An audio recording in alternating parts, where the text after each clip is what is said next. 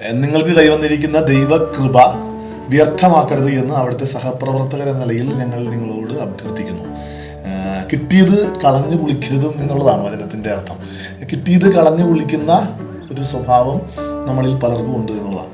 ചില പ്രതീക്ഷകൾ നൽകുന്ന കളിക്കാരായിട്ട്, സിനിമ നടന്മാരായിട്ട്, കലാകാരന്മാരായിട്ട്, പാട്ടുകാരായിട്ടൊക്കെ ചില ചെറുപ്പം പിള്ളേർ കടന്നു വന്നിട്ട് പിന്നീട് അവർ തന്നെ അത് കൊണ്ടുപോയി നശിപ്പിച്ച് കളയണ, സങ്കടപ്പെടുത്തുന്ന കാഴ്ചകൾ നമ്മുടെ നാട്ടിൽ നമ്മൾ കാണാറുള്ളതാണ്. എല്ലാം അങ്ങനെയൊന്നും അല്ല കേട്ടോ, ചിലതൊക്കെ ഭാഗ്യമില്ലാതായി പോകുന്നതുകൊണ്ടാണ്.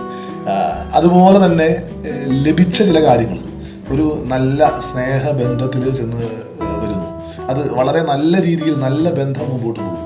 അവസാനം കയ്യിലെ പാകപ്പിഴകൾ കൊണ്ട് അത് നശിപ്പിച്ച് കളയുന്നു. നല്ല ജോലി ലഭിക്കുന്നു, പക്ഷേ ആ ജോലി മര്യാദയ്ക്ക് ഉത്തരവാദിത്വത്തോട് ചെയ്യാത്ത കൊണ്ട് അത് നഷ്ടപ്പെടുത്തി കളയുന്നു. നല്ല കഴിവുകൾ ഉണ്ടാകുന്നു, പാട്ടുപാടാൻ മറ്റ് കാര്യങ്ങൾക്കും ഒക്കെ നല്ല കഴിവുകൾ ഉണ്ടാകുന്നു. കയ്യിൽ കാശ് കിട്ടുന്നു, കാശ് ഉപയോഗിക്കാൻ അറിയാൻ മേലാത്തത് കൊണ്ട് അത് ദൂർത്തടിച്ച് നഷ്ടപ്പെടുത്തി കളയും. കിട്ടിയത് കളഞ്ഞു കുളിക്കരുതും എന്നുള്ളതാണ് ഇന്നത്തെ വചനത്തിൻ്റെ അർത്ഥം. അത് കൂടുതൽ സങ്കടമുള്ള കാര്യമാണ്. കിട്ടാതിരിക്കുന്നത് ശരിക്കും സങ്കടമാണ്, വിഷമമാണ്. പക്ഷെ കിട്ടിയിട്ടും അത് ഉപയോഗിക്കാൻ പറ്റാതെ പോകുന്നത് അതിനേക്കാളും സങ്കടമുള്ള കാര്യമല്ലേ. അതുകൊണ്ട് കയ്യിലുള്ള സാധനങ്ങൾ നന്നായിട്ട് ഉപയോഗിക്കാനുള്ള ദൈവാനുഗ്രഹം നമുക്കുണ്ടാവട്ടെ. ഈശോ നമ്മളെ സമൃദ്ധമായിട്ട് അനുഗ്രഹിക്കട്ടെ.